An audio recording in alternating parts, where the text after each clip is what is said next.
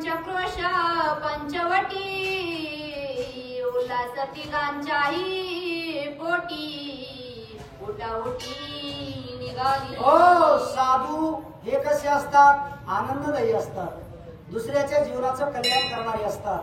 कुठल्याच प्रकारे कसल्याच प्रकारची अडचण साधूचं जे ऐकतात त्यांच्या जीवनामध्ये येऊ शकत नाही। हे प्रभू रामचंद्र जाणून होते, जगालाही कळावं म्हणून ते साधूचं ऐकत होते। आपण जर साधूचं नाही ऐकलं तर जग सुद्धा साधूला किंमत देणार नाही।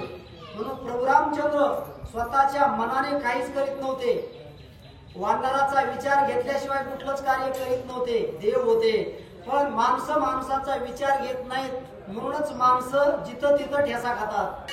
असा हा भगवान परमात्मा साधूची अंकित आहे, साधूचं ऐकलेलं आहे।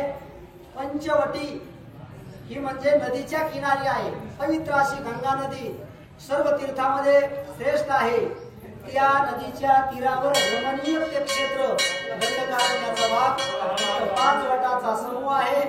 आणि ते ज्या वेळेस ऐकलं आणि आपल्याला राहण्यासाठी नेमून दिलं त्यावेळेस बांधवासह पत्नीसह रामाच्या मनामध्ये अतिशय आनंद झाला।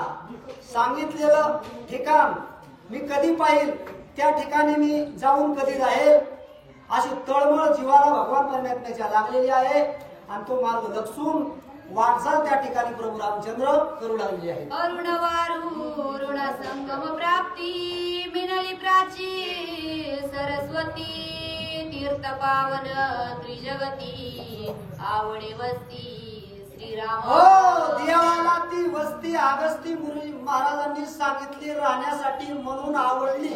का आवडली? साधू न आवडणारं ठिकाण आणि अपवित्र ठिकाण राहण्यासाठी सांगतच नसतात। हा विश्वास आहे। तुकाराम महाराज म्हणतात, संताची बाई हा माझा विश्वास सर्व भावे दास झालो त्यांचा। तसं देवाचा सुद्धा संतांच्या बोलण्यावर विश्वास आहे। तुका म्हणे आवडी वचन न मोडी बोलिले ते वचन बोलले ते मोडणार नाही, त्यांच्या वचनाप्रमाणेच मी वागेन, माझा मोठेपणा मी दाखविणार नाही।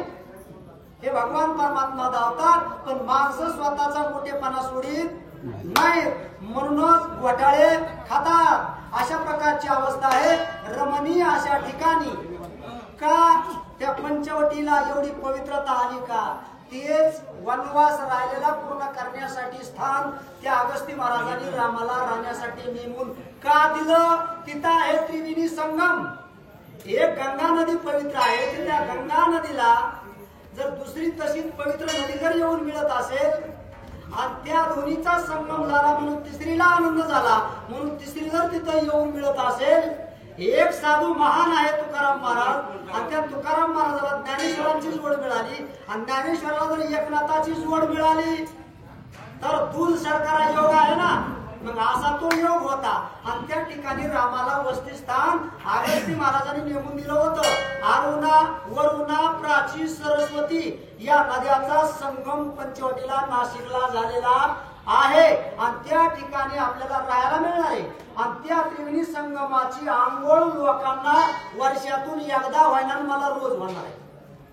त्याच्यामुळे त्या ठिकाणी रामाला राहण्याचा आनंद झाला। ते ठिकाण मी कधी पाहिल आणि जी गोष्ट आपल्या कानावर चांगली म्हणून आहे आणि पण ती पाहायला मिळाली पाहिजे, खरा आनंद तिथं आहे। पंढरपूर चांगला आहे असं आपण ऐकतो, पण पंढरपूर पाहिल्यानंतर ते ऐकण्यापेक्षा जास्त आनंद असतो।